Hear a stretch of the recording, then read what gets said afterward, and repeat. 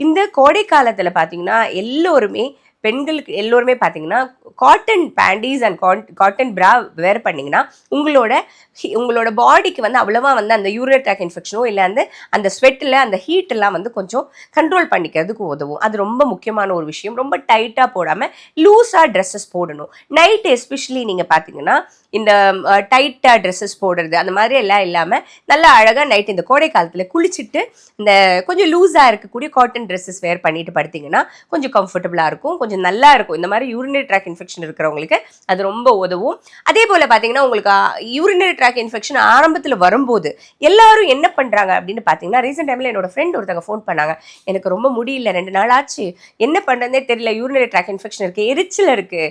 எனக்கு வந்து இச்சிங் இருக்கு.